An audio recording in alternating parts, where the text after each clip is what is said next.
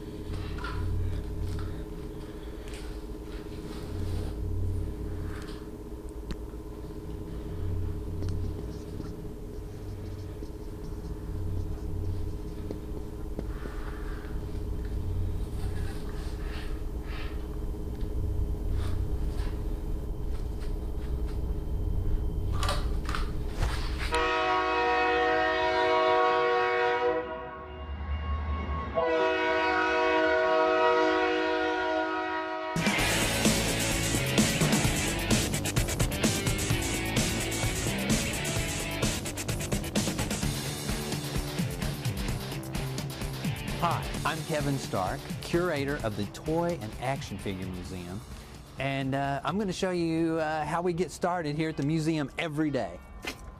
Of course, we're going to unlock the door and turn off all the alarms.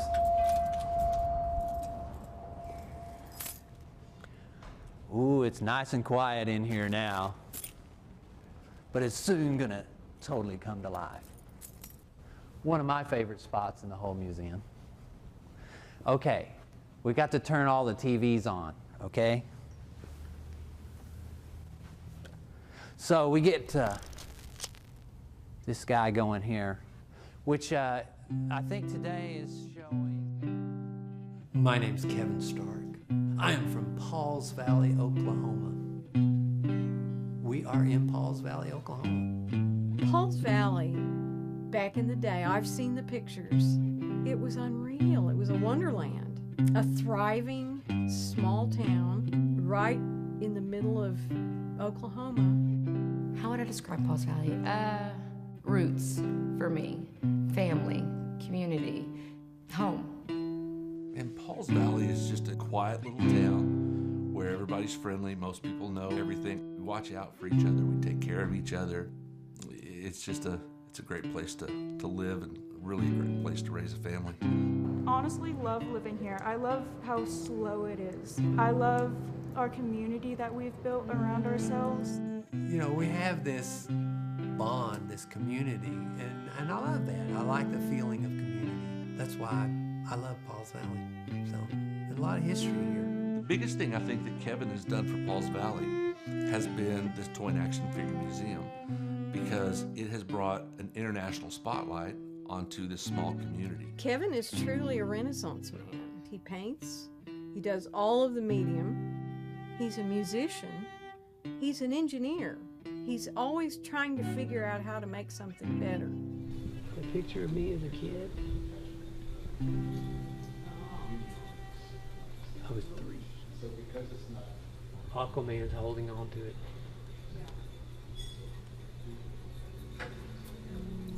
I was the middle child. See, the middle child gets ignored, just kind of fade into the background, which I absolutely love. My father was trained to be an architect, but he didn't pursue it. My mother was trained as a fashion designer, and instead of pursuing that, she got married and started having kids. I think they were both pin-up creative people. Kevin would lay underneath the coffee table where the hooked rug was with this big leopard on it and draw, constantly draw. just under the table. And he drew all the time. He drew pictures in church. He had sketchbooks all the time. He had everywhere we go, he'd bring a sketchbook. So this is the whole family. This is my father here with the hat on. This is my mother. I don't know why she has a stick of dynamite. This is my older sister, Cheska. This is my older brother, Kelly. And this is me. And this is my younger brother, Kerry. Now, somebody pointed out one day, and I hadn't even noticed it. They said, Kevin, you're the only one that doesn't have a smile on your face. I said, well, if you had to live with these assholes, you wouldn't have a smile on your face either. But as the middle child, it's kind of like, well, you're not the cute one, you're not the responsible one. You're just kind of left to your own devices. I got to create my own world even back then. In fact, in 4th grade, like a Friday afternoons, 15, 20, 30 minutes before school was out, the teacher would allow me to do a stand-up comedy routine. And I did impressions and all kinds of stuff. So I've been performing for a long time.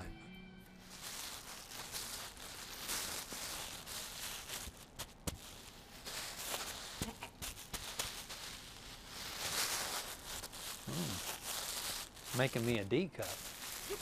Well, you want the balloons, but you don't get those, so I've got like when you do your other side, got a uniboob.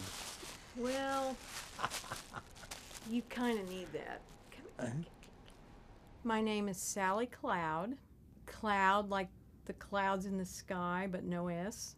Sally Cloud. I remember Kevin from the OU School of Art in Norman, Oklahoma, and he was, well, he was handsome, but he was striking, and I remembered him. And we had many mutual friends, but I never met him. It's much more difficult to play the part of a woman than it is to play, say, Red Kitten. Red Kittens is easy. There's no challenge to that. But playing Ivory is difficult. It takes more concentration. And of course, it takes a lot more preparation. Women out there, I feel sorry for you, okay? I was in the process of getting a divorce, and Kevin was, you know, his wife had passed away, and he was dating, and we were really just friends. I think the romance happened when he realized and I realized that we were so much alike, and we saw things the same way, and we can talk about art. We can get along without it. Yeah.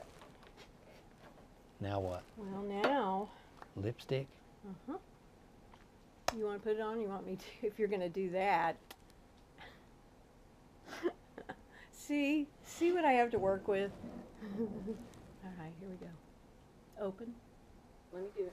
Let me do it because we got a lot of hair to do. I mean, this thing needs I know. to, And that net thing, yeah, what do we need to do with well, it? that needs to be Folded under? kind of stuffed under the wig because you don't. But you know, I just don't break things down into female, male, you know, whatever. To me, it's just creating is creating, and if whatever you are is just whatever you are. And the transformation has happened, okay? Oh, I said the transformation has happened, sweetie. I feel so much better now. Now, you see, I was born in Mississippi. I live in Mississippi for quite some time, but I traveled a lot, and I've just been all over. Oh, look at that kitty cat. That is the prettiest little cat. I love that cat. Do you think when you look at a painting, you can tell whether a woman painted it or a man painted it? No, not necessarily. I look at it, well, is it a good painting or a bad painting? I don't look at it as, oh, well, a woman must have painted that, or a man must have painted that. No, I don't look at it like that. That'd be like saying, well, a blonde-haired person painted that, or a brunette painted that. I mean, what's the difference? I think that guy has the most positive outlook of anybody I've ever met in my life. And although he'll tell me, oh, I get depressed sometimes, and I think we all do, he is a very uplifting, positive, happy person, even when he's by himself, you know, and I walk in from the back or something, and I can hear him talking or making noises or making sounds or singing or humming along with music. He's always enjoying that moment. Honey, it is always windy out here in Oklahoma. Don't you know where you are? It's windy all the time. It blows all the time. Now, you know why it's so windy in Oklahoma, don't you? Because Kansas sucks and Texas blows. So it's always windy.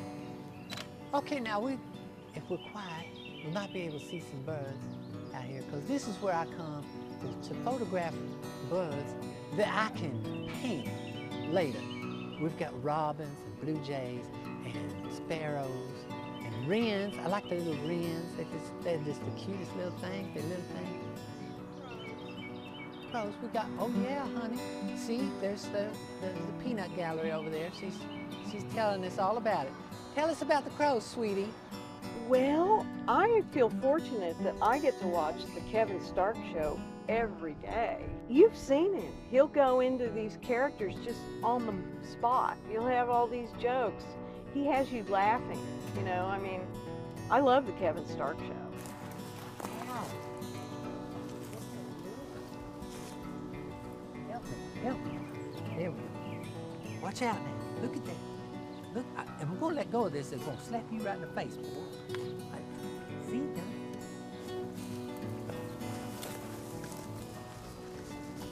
Oh, he was just the kindest person to me. He showed my art. He sells my art for me. He's just the sweetest man.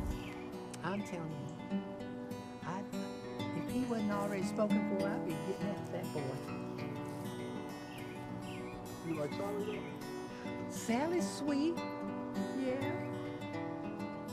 She's not as sweet as Kevin, though.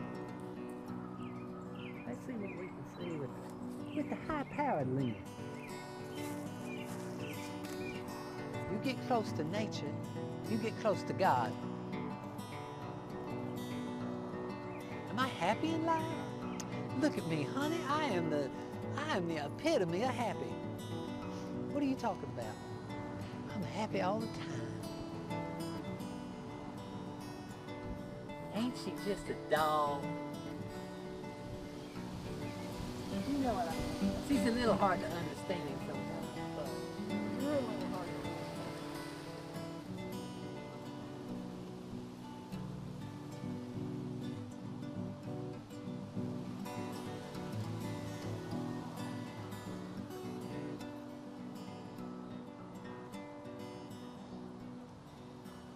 I don't think Kevin's crying or sad, but I do think it's a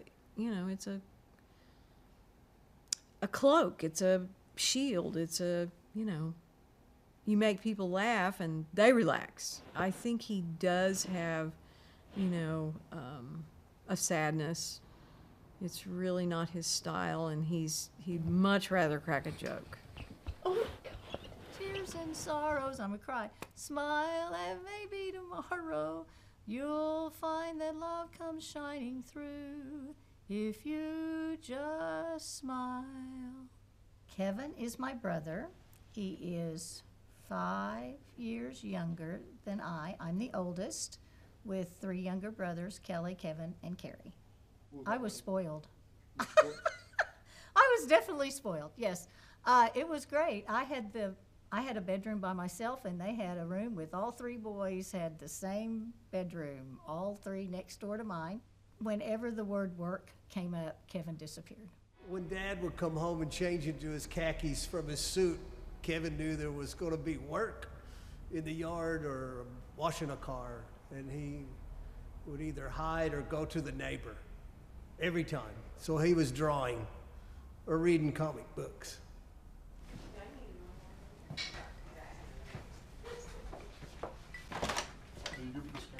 Yeah. It's kind of dark in here. Well, I was closest to my mom. She was more easygoing than my dad, and we related very well. In fact, some of her friends would tell me later that I had the same personality as she did. And so she passed away when I was 15. So, you know, you didn't get to know her. I didn't get to know her as well as I would have liked, you know, being as young as I was. You know, when you're a kid, you don't get to know your parents that well. It's not till you grow up and, you know, kind of figure it out. But, yeah, I was closer to her. My dad came in and, you know, he was a very strong person. He liked to get in your space, you know, and, you know, he just, it didn't matter if he worked all day and, you know, cleaned the house and mowed the lawn and all that. When he came in, if you were sitting down watching television or reading a book, it's like you were lazy, you know. What have you done today, you know? And if you tell him, it's like, well, why didn't you do the dishes too, you know? It's like there was no pleasing him. So, but he also had a kind side. I think my dad was a frustrated performer. I think he wanted to perform and do things like plays or whatever, but he just never created those situations for himself, whereas I did. I knew I wanted to be a performer. I'm an entertainer. I'm not just an artist, not just a painter, I'm an entertainer. And I understand, you know, that how to do that. I created those jobs for myself. He was a very strange man, my father. It was, yeah. He was a good man, but he had his ideas. And that, I was the mother. You know, I was supposed to be the mother. No, I'm not. No, I'm not. So, like I said, there are things that went on with Kelly, Kevin, and Carrie that I have no idea happened. That was really scary. And they had to, that's why we're all so independent. We had to scratch and scrape for ourselves to make things work, to have a life. My take on it is they never understood me, never understood what I did, but they always loved to tell people that they were my sibling, okay? And it's very, very strange like that, you know. And I won some big award one time locally, and like a Citizen of the Year thing. And the guy who was supposed to write it just handed it to my father and my older sister and older brother, said, here, you guys write it. I don't know anything about it. Well, they wrote it, and it was just horrible. They were just giving anecdotes about how I got out of work when I was a kid and didn't mow the lawn. And the guy was reading it, and they set this up to where they didn't tell the recipient that he was getting the award. It was a big surprise, you know. Well, the guy even stops halfway through it, and he goes, man, it wonders why this guy ever won Citizen of the Year. You know, like, this is horrible. And the next day, I go to my father's office, and I said, you know, this guy told me you guys wrote this. I said, what was the deal with that? My father said, well, I'll never win that award. I was like, whoa, okay. I see what's going on here. And I said, do you know why I won that award? I said, because I didn't give a shit whether I won that award. He was jealous. My own father was jealous of me winning that award. And I think my siblings were too, you know.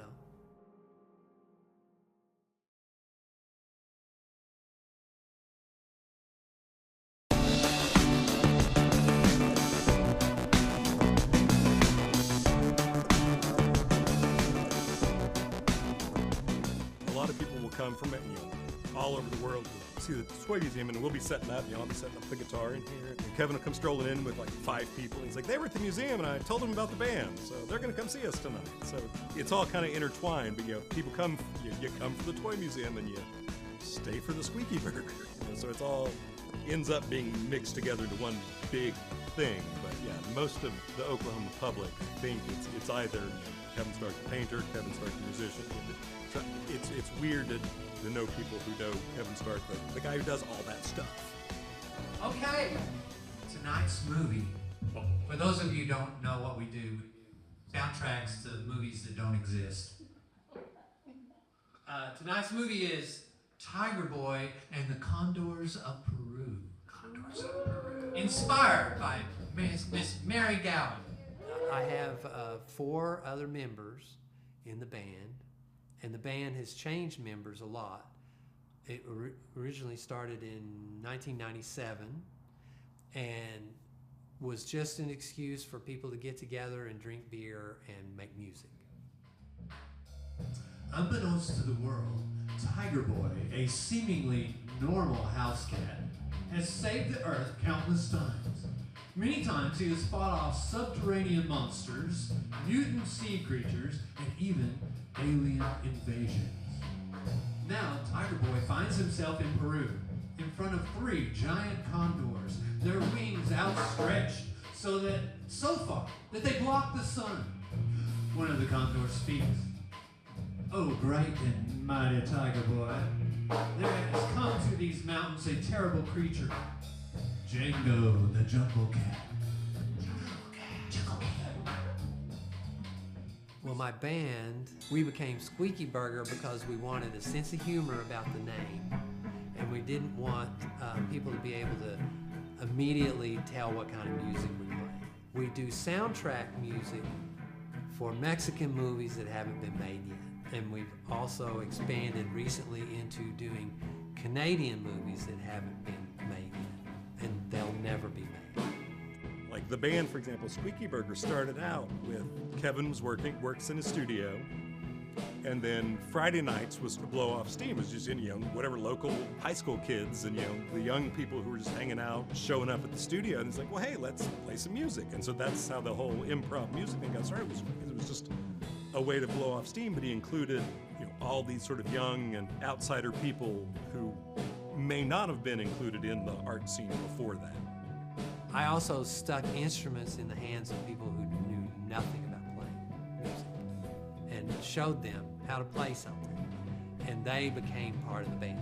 For a lot of people, it was like amazing because they'd never played in a band, and they discovered, wow, this is really a lot of fun. We never have a prearranged idea. We don't know what key we're going to be in or anything. We just start playing. It's all about listening and kind of molding together. You achieve after a while a certain mental telepathy, and you know where it's going. But the exciting thing about it is we're playing without a net. It's like being a trapeze artist without a net, because there's nothing to save us if it falls apart. The current lineup, it's to the point where I think we could stand up against any band in the world. The word work never comes into it. We never say, oh, we need to work on that song. We need to work on an intro. Oh, we need to work on a set list. No, we don't ever have to do any work. We just play. And it's fun, it's exciting. I mean, it's a drug. I mean, it's something that when you connect with other minds without talking to them, it's incredible. It is a great feeling. And it's like flying, it's like soaring.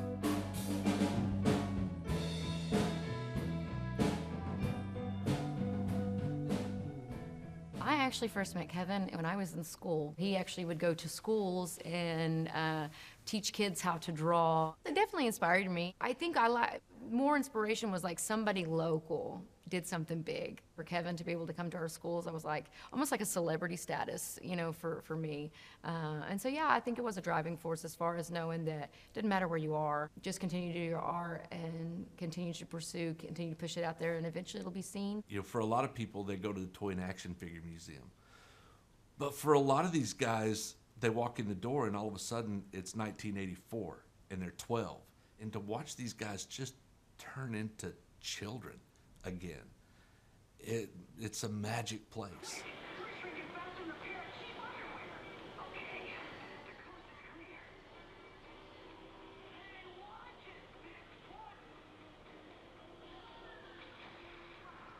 I like to make people happy. I like people to have a great experience. I like people to come to my town and go, hey, that was really cool. I didn't expect that, okay? A lot of people that come in here, they think we're gonna be way smaller than we are. We've got 7,000 square feet here. And personally, we could fill a 30,000 square foot facility easily. We have 3 more buildings full of toys.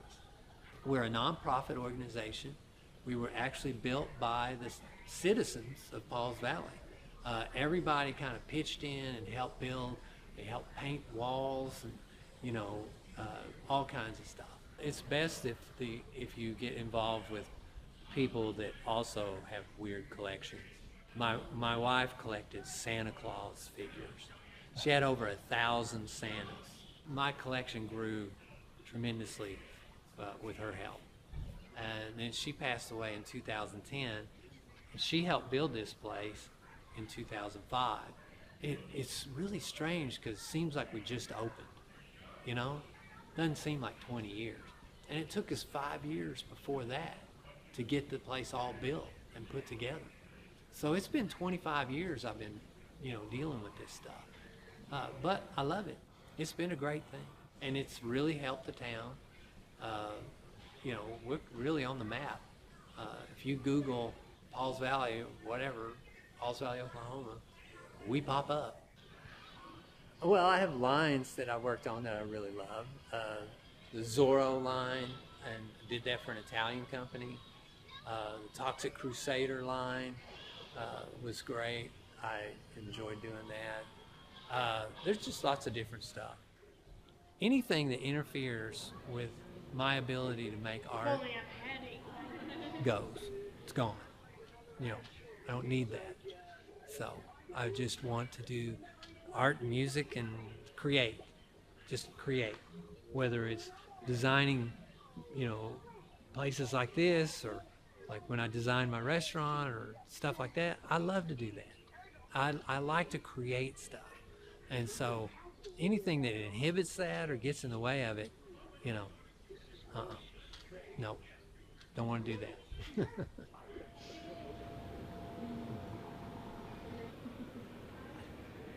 Right now, I'm keeping my art very private, and I don't want to show it to aspiring artists. I'm not like Kevin. Don't share until you're ready to share your art. I'm painting for me, and I'm painting my vision. We're both kind of art snobs and readily admit it to each other. I mean, we can talk about anything about art, and other people shouldn't hear it a lot of times because we're kind of snobs. She has a person that comes in and hangs the show. Normally I hang my own show. I was able to, you know, put my 2 cents worth in as for the placement, but I'm letting go of some things, okay? So like I'm allowing them to do what they feel is best for the show, because they know their market better than I do. I mean, I have one rule, is that because I have these 5 different artists, I don't want them to mix all the art up.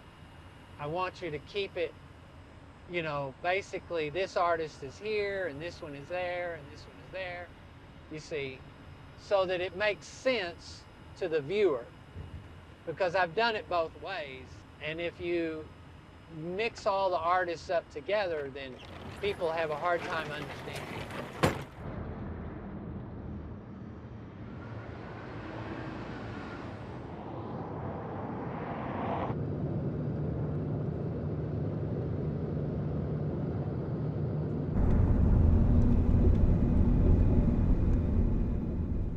We separated the styles, like all the oil portraits together, all of the pin-ups and all the pencil drawings, and then all the individual artists. And it made more sense to people, outsiders coming in, especially non-artists who can't grasp what Kevin does anyway. I helped him that way because it was my idea. You know, I sometimes have good ideas.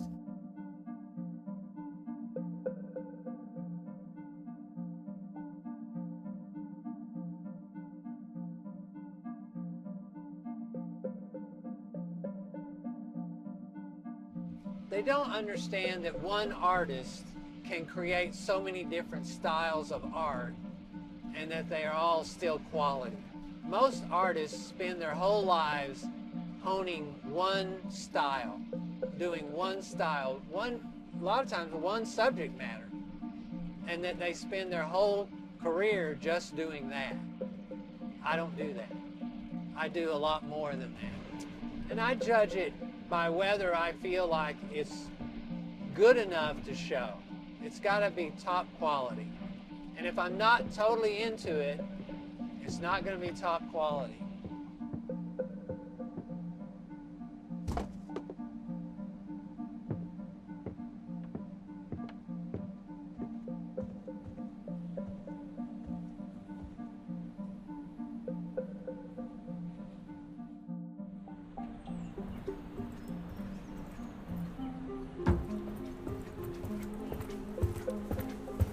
Now, Susan, you're not going to hurt my feelings if, you decide there's some that you need to leave out.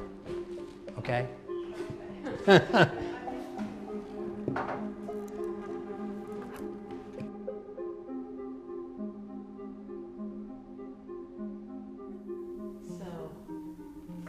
just to get a feeling. Yeah. Yeah. I love that there, actually. And that is the only oil painting she's done. So, So do you have a documentary Yeah. in the works? Yeah. That's what happens when you get famous, I draw the line on when I need to go to the bathroom. Nope, sorry, you can't follow me in here. You want a painting? What? You want a painting? What do you mean? I'm selling paintings out of the back of a truck. Hey man, I got some paintings there. You want that? You need that rabbit painting. What is your price on that? Oh, I think it's about $1,300, something like that. But I'd trade it to you for Tope. Oh yeah? Yeah, Okay. I would. I'll do that. Okay, Yeah. there you go. Yeah. Cool. Hey, I'm selling art out of the back of a truck, okay? You guys, look out. Man. Whoa, I love them. Very nice. These are perfect. Red nice. kittens. And just for my records, go ahead and send me that link or whatever. Okay. Yeah. Okay, be great. All right, greatly appreciate it.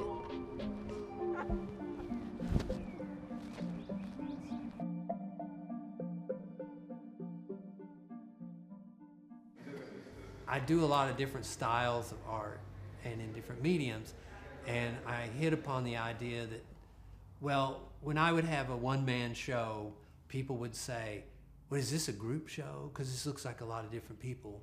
And I was like, no, it's just me. But then I decided, when I hit the idea of, well, separate these into different artists.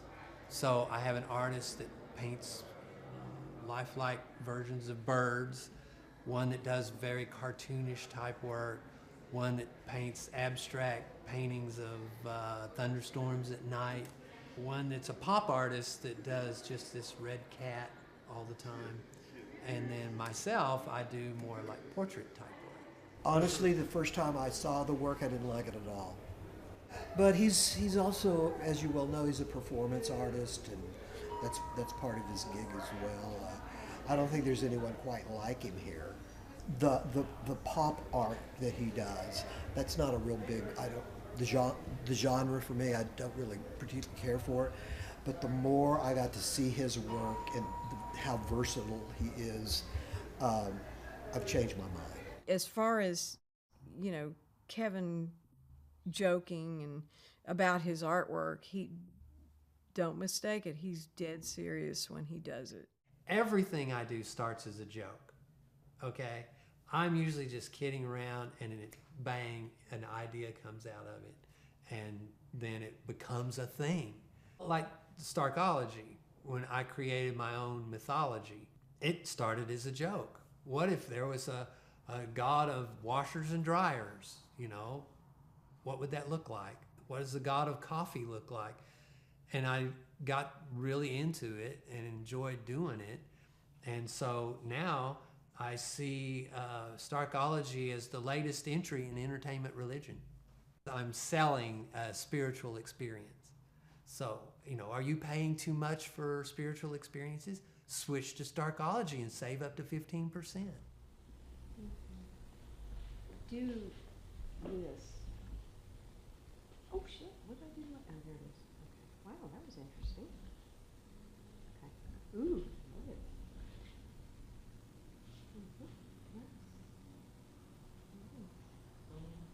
I feel like sometimes I'm just the assistant. You know what I mean?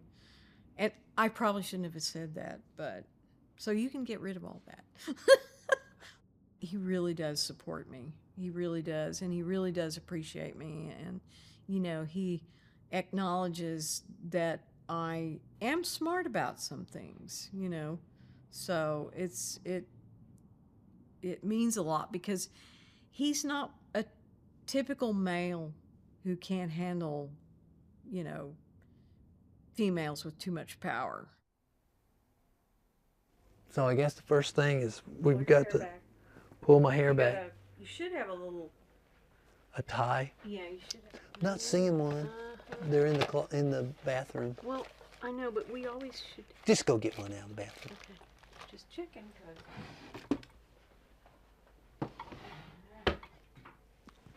I will tell you, Sally has brought out, I feel like the five different personas that he plays now, that he does now.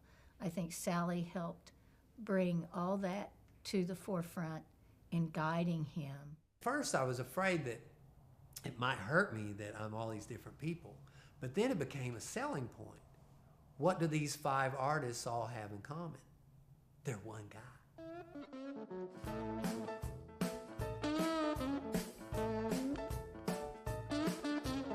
This is my assistant, Sally Cloud. She helps get all of the personas ready. It was purely coincidental. They just happened. Well, all of the personas' names have a color. That's the thing they have. Where's my mustache? The name is the first thing I come up with. So there's Jet Black, there's Red Kittens, there's Ivory Keys, and then there's Salmon Chevy. It's also interesting to go and see some of the different personas that he paints under. You know, like the Jet Black with the lightning strikes, where you look at it and how do you paint a lightning strike? And then you see what he did and you go, oh my God, that's a lightning strike. And it's painted. How? How does he do that? Okay, there's his mustache. Well, I just thought of him being, you know, kind of a rock and roller guy, you know? And I like to poke fun at a lot of things. What's all this recording you're doing? I like to poke fun at what people think is cool. Oh, Jet Black's very cool. Okay, but I don't think that soul patches are cool. I think they're kind of goofy. So Jet's gonna have a soul patch because I think it's goofy. That's better. Sure.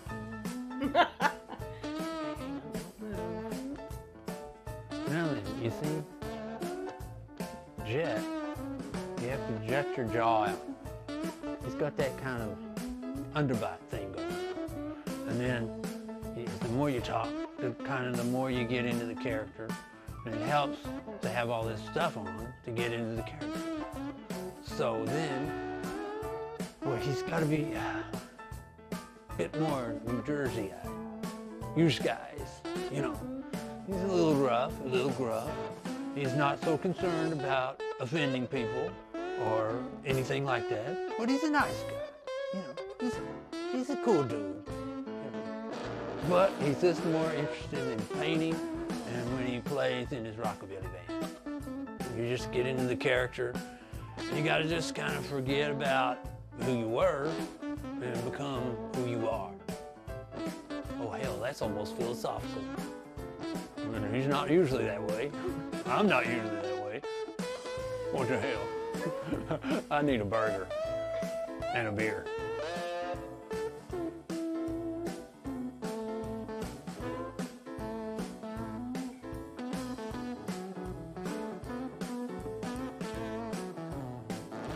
Damn, Rippy. Ah, how rude.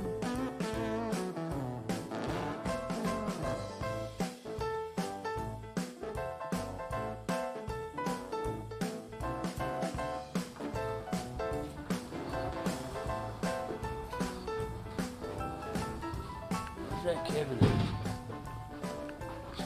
Where's he at?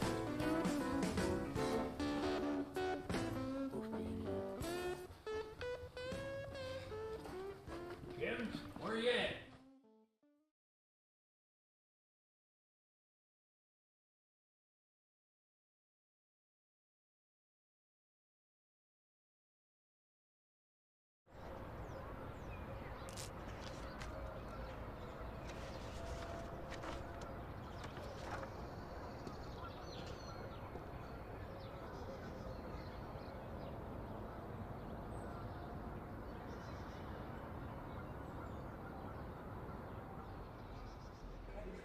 Yeah, I have clients that do that. There's Jocelyn. There's Kevin. How's it going? All right. Y'all ready? Yeah, you're heading this up. I will. don't know what to do. I don't either. Well, we're in the same boat. All right, ladies and gentlemen, thank you guys very much for being here on such a great day. Tomorrow, if you don't know already, is Kevin Stark Day here in Pauls Valley. It's something to honor Kevin. Yeah, special man. For the people here in Pauls Valley, for the citizens, for art. And so many people across the world have, whether they know his name or not, they've enjoyed the things he's created. So, to honor that day, Mayor Rushy is going to read the proclamation for Kevin Stark Day. Kevin, Yes, ma'am. Here, I'm going to come up here with you. please do. Here, I'm going to give you moral support in this momentous occasion. The City of Pauls Valley Proclamation, Kevin Stark Day, April 26, 2025. Whereas Kevin Stark has demonstrated exceptional dedication and service to the City of Pauls Valley through his continuous efforts to enrich and strengthen the community. And whereas Kevin Stark has shown an unwavering commitment to fostering tourism I and think economic development that in Pauls Valley, the person who really worked to get that together in establishing didn't economic realize development in Pauls Valley, how the city really actually feels about me. in Okay. establishing A lot of people around here in city government and those who support these people don't understand that a person like myself does a lot for their town because they love their town, not because they're getting paid. So I'm not getting paid for most everything I do for this city. No, I take that back. I'm not getting paid for anything I do for this city. I've had people on the tourism committee say, how do we know you don't have a secret bank account with $2 million in it? Like, why are you coming here to ask for money? I said, well, first off, we are the only tourist attraction you've got, and you should be supporting something that the citizens got together and built for you. And if we had a secret bank account with $2 million, why would I be putting up with your crap? It's not even logical. They just can't wrap their head around that. Like somehow I'm making millions of dollars. I'm not making millions of dollars. And the museum does not make millions of dollars. In fact, I donate Jocelyn to Rushing, all Mayor of the City of Pauls Valley, Oklahoma, do hereby The city of Pauls Valley there. Their lack of support was shameful and embarrassing. And yes, the mayor was there because she had to be there to issue the proclamation. And of course, Steve Bratcher was there, who's the tourism head, and that was it. That was it. Which has drawn visitors from across the globe. In witness thereof, I have hereunto set my hand and caused the seal of the city of Pauls Valley, Oklahoma to be affixed this 22nd day of April 2025. Thank you, Jocelyn.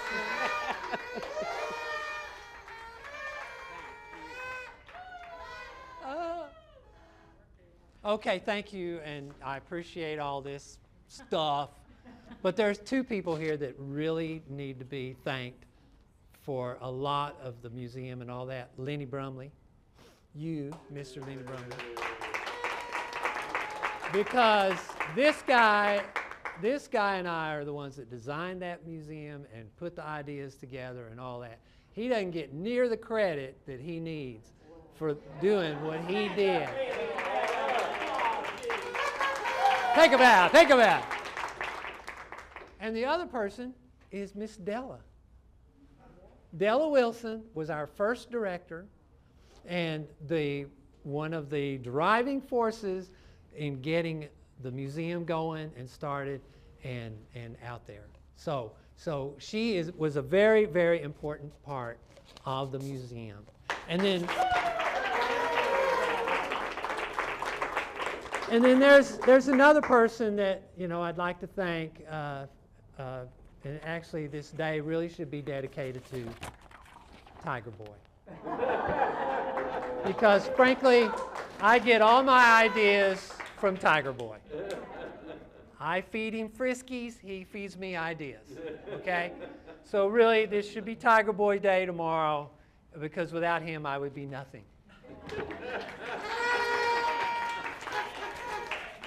And I want to thank all my gang for showing up, okay? Okay, now it's margarita time. Thank you all. At the appropriate time. I've already heard this song. It's Kevin Stark Day. It's Kevin Stark Day. It's really okay to say, hooray! It's Kevin Stark Day. He likes to paint and draw. He likes to play guitar. He loves his toys and he gives us joy. It's Kevin Stark Day. It's Kevin Stark Day. It's Kevin Stark Day. It's really okay to say, hooray! It's Kevin Stark Day.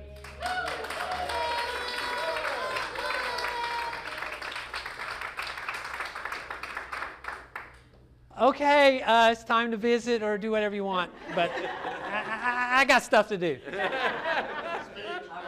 I'm gonna Hey, work. there's Kevin Stark's older brother. Congratulations, Lenny. On me? On what? I don't know. What did they announce? I didn't hear. Well, it's tomorrow is going to be Kevin Stark Day. Kevin's birthday. No, his Stark Day. It's going to be the city's day. Yeah. for him. Okay. Yeah. That's like tomorrow. President's Yeah. I thought it was today. I thought this was the those 25th, isn't it? Yeah, it's tomorrow Oh, actually. hell, I'm a day behind. Well, you don't want to be that way all the time. You get caught up. No.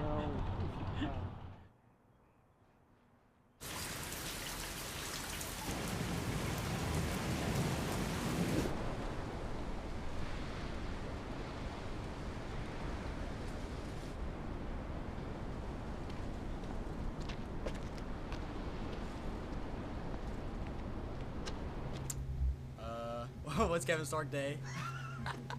Did people celebrate that? Well, good for him, Oh, I've definitely seen him. Yeah, I know who that is. Small town, you see a lot of people. I mean, you see their faces 100 times. You never know who it is, but it looks familiar. Yeah, but congrats. I'm proud of him. He deserved it for sure. No, I did not know about that. Awesome. Yeah. No, I've met him a few times, but I don't really know much about him. So, yeah. He's an artist, and he's been here all his life, and I don't know what he does for a living. That's kind of a hobby for him. Kevin Stark Day was great. It is well done. It was it's something that really should have been done a long time ago, probably, just because of the level of of involvement that he's got with the community, but also the eyeballs that he's putting from the world onto our community. I think it was well deserved. He texted me and said, it's going to be his Kevin Stark Day, and I said, you do realize it's still April, don't you? And so he got a kick out of that. No, unfortunately, but I celebrated it in spirit for sure because you have to. It's always Kevin Stark Day. Yeah, all I think is a great picture. And I knew she didn't want to be there. I like That's why I put my arm around her and kind of said, hey, look, I know you don't want to be here any more than I am. So I like the way Tiger Boy is photobombing the proclamation. Yeah. He wasn't even there. Anyway, I mean, she did a great job. You know, I appreciate what she did, but yeah, you know. At some point, I hope the city understands I'm not their enemy, okay? Well, it's just, they don't like the creative ideas that I have, and they want to just keep things cruising along like they are and not do anything, you know. I don't do these things to seek approval or to get attention. I just do them and then they get attention.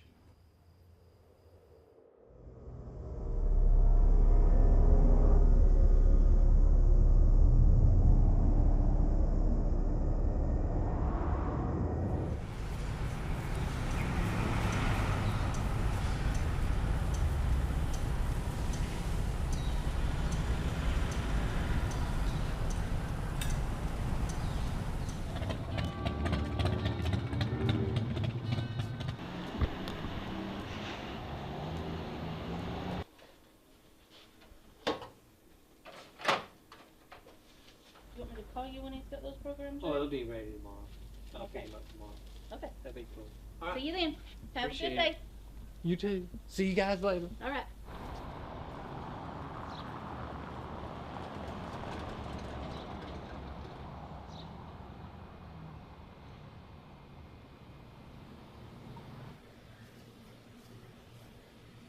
It's Kevin Stark, so that's KevinStark. Then Stuff I might need.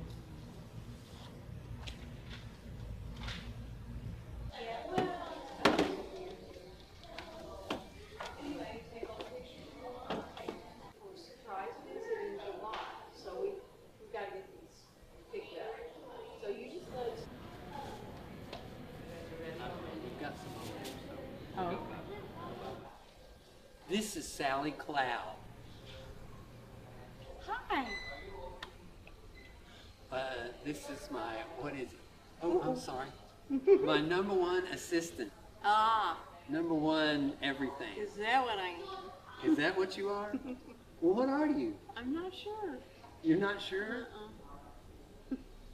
Well, you live with me, don't you? Yeah.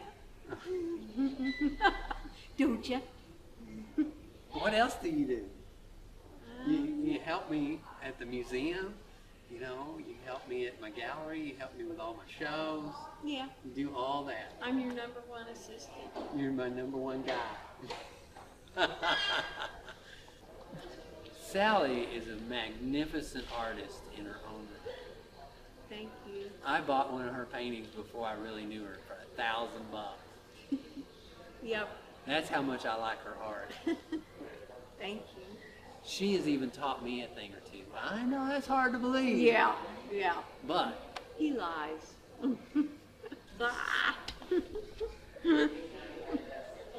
okay, give me a key.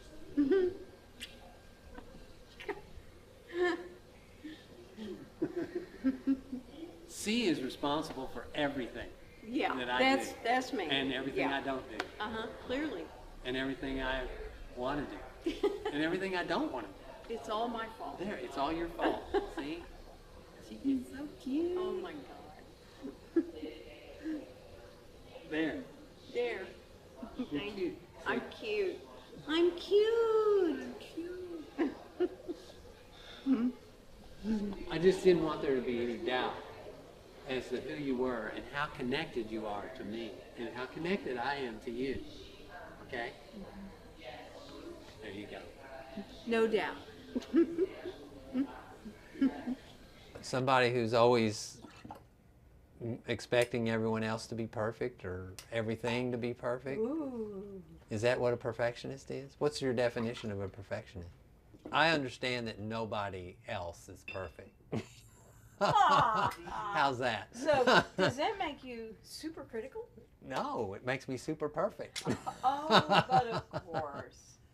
I see. Can I pour this in here now? Yes, you may. Well, look, you just strive to do, you know, the right thing, to make things perfect, but you know, I don't strive for mediocrity, okay? I strive for perfection. Now, I understand I'm not always going to make it, not always going to get there, and that's okay, but I don't like people that just say, oh, good enough, oh that's close enough. He's never close enough. No. No. You know. But, and even when he's playing music, improvisational music. Did you want to put that other stuff on? I don't have it. That's what I was saying, the other component. Okay. Anyway, go. I'm sorry. If he accidentally hits a wrong note, for instance, he knows it, but he goes on and covers it up by playing. By hitting the wrong note again. Sally, do you think Kevin's too hard on himself sometimes? No, she thinks I'm too hard on her. Yeah, I was just going to answer it. He's way I'm not too hard on myself. I'm perfect. No, he's perfect. How could he be hard on himself? But yes, he is extremely hard on me. Yeah. Oh yes. Horrible. It's horrible. I beat her every day. No, I'm not saying in a physical way. I emotionally beat her every day. You just mean what? No, I wouldn't say that either. It's all about when I do something, he asks me a lot of questions. And I just want to know. He just wants to know. And she thinks I'm like arguing with her. No. I'm like, no, I just want to know. No, he's. I say, okay, I'm ready to go. Like just informing her that I'm ready to go, that we don't have to be waiting on me. And she goes, I'm sorry, I'm not ready yet, okay? I'm like, no, really, I was just like telling you that I was ready. It was pretty loud, wasn't it? Yeah. She thinks I yell all the time. See, like right now is yelling. No, it Okay. isn't. That other thing you just did pierced This my is ear. yelling.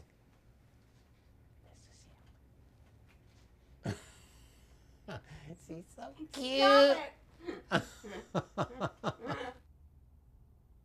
We don't compromise. She puts stuff wherever she wants, brings all the stuff in, whatever she wants, and I just have to accept it. Out-ski with the entertainment center. I have to accept it. I hate that thing. Oh, I'm not talking about what has to go. I'm talking about what you bring to go in. Since I'm in control, I'm getting rid of that baby. Totally in control.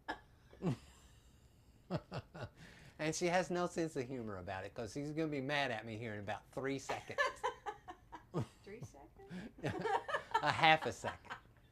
Oh, she's already mad at me. Poor guy. It's terrible. So sad. It's terrible. It's tragic. Uh-huh. I know lots of women that feel sorry for you. I know lots of men that feel sorry for me. Oh, Dang. they don't either.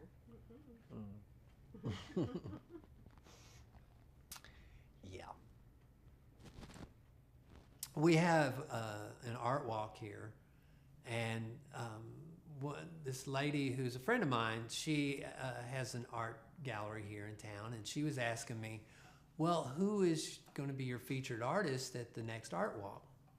And I said, well, his name is Red Kittens. She says, Red Kittens, that's his name? I said, yep, that's his name. Now, bear in mind, I'm making this all up on the spot, okay? She says, well, what does he do? What does he paint? I said, he paints this red kitty. He just does all these red paintings of red cats. And she said, well, where's he from? I said, well, he's from Amarillo, Texas. That's where he's from.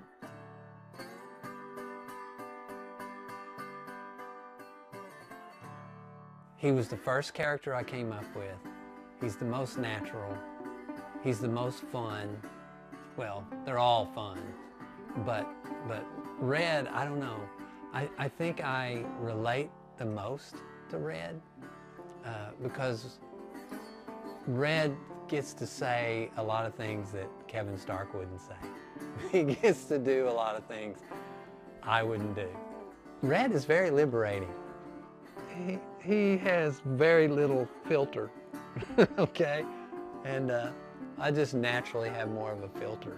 So Red doesn't care if he offends people, but he doesn't mean to, but he doesn't care whether he does or not. I don't know, Red's just fun. Red's just fun, okay? Because Red, you put this on, these glasses on, and suddenly you're Red, okay? Now with Red, it's like, what the hell? You know, what are we doing here? Where's my jacket? I need my jacket. Yeah, Red's the easiest one to get into. And I think Red, he kind of reminds me of my old father-in-law and some people like that, you know. And he wears such stylish boots. What makes me happy? Well, you know, selling art makes me happy, drinking beer makes me happy, making love makes me happy. Oh man, I got a whole list of things that make me happy. You know, easy stuff. And so I had friends handing me their business cards and things like that saying, Red, yeah, get in touch with me. I really like your work and all that, you know. And I said, I had to pull them aside and say, damn it, it's me, Kevin. So anyway, and for months, my own sister and brother had no idea that Kevin Stark was the Red Kittens, okay? So either I was really good at acting or they were just really dumb. But I think maybe a little bit of both. So what does success mean to me? Well, you know, Kevin Stark and I talked about that one day. What does success mean to us? And it means the same thing to me it means to him. Being able to do whatever you want every day. And I've been doing that since I was a little kid. Red Kitten's work is very positive and very fun, and people seem to relate to it immediately. I sold a lot of stuff. Red Kitten sold a lot of stuff. In fact, I joke that he outsells me like 5 to 1. So, you know, but that's okay. It all comes back to me anyway.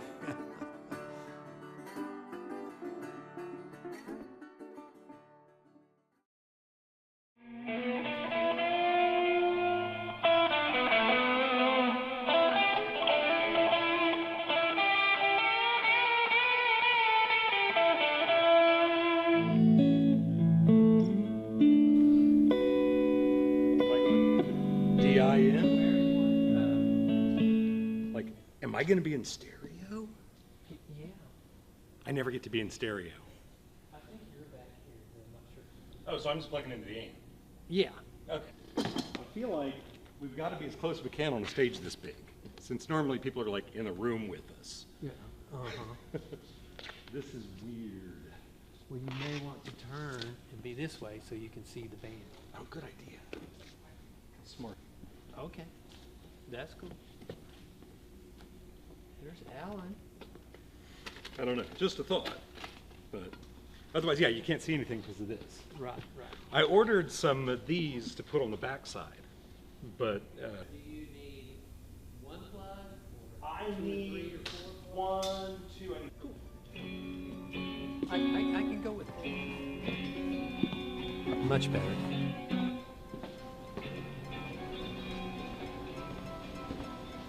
He's one of the most creative people I've ever met in my life. It amazes me how people can't see that. He's too creative for a lot of people around here. He's definitely the most creative, talented person I've ever met that just has no limits to what he can do. A lot of the stuff I do, the projects I do, have nothing to do with this place, this community. I mean, my customers and clients are not in Pauls Valley. They're all over the world. He's totally 100% gregarious. I mean, he wants everybody to see his artwork, and you know, it's not that he's showing off or he's proud or anything like that. He just wants to share it. And it's like he's always famous for saying, oh, sure, steal my ideas. I have a million more, and he really does. Okay, we'd like to thank everybody for coming. And thank you for coming to the show here at the Galbraith Center. There's a couple of people I'd like to thank really quick. Mr. Corey Blankenship, I'd like to thank him. The curator of the Goddard Center. He was invaluable in hanging this art show, so he did a great job. Mr. Chris Greening up there, the director of the wonderful Goddard Center. We'd like to thank him too, because he is as weird as I am.